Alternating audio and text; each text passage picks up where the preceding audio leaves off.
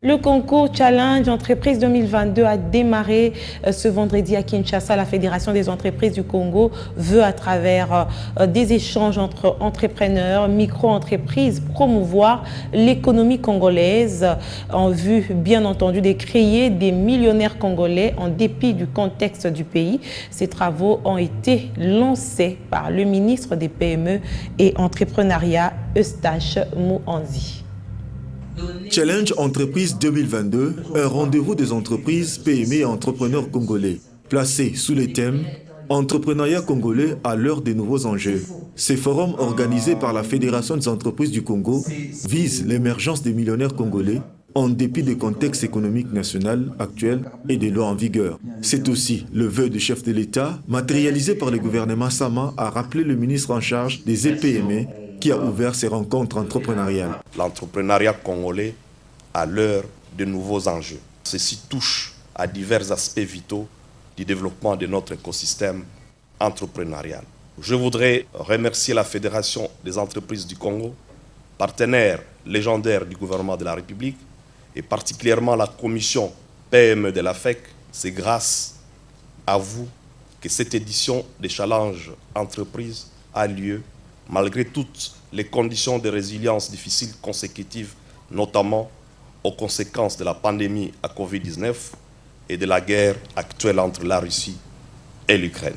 Outre l'organisation, la FEC a partagé ses stratégies pour contourner les barrières vers les entrepreneurs millionnaires. Ce que nous essayons de faire, c'est dans diverses catégories, dans divers secteurs, de promouvoir les entrepreneurs qui ont osé, qui ont entrepris différemment dans l'année calendrier. Donc aujourd'hui, nous sommes sur le calendrier 2021, mais dont les résultats sont programmés en 2022. Cette année, grâce à l'intervention du gouvernement, nous avons une subvention de $10 000 par lauréat et il y aura une plus petite enveloppe pour les nominés.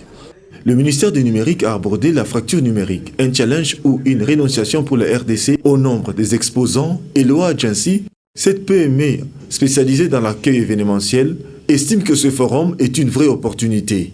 Et nous sommes très contentes pour ces genres d'initiatives qui nous permet de réunir ensemble nos idées ou encore de travailler en équipe et faire valoir nos grandes et petites entreprises. Ça nous donne vraiment de la joie parce qu'on ne pensait pas qu'il y aurait autant des autorités.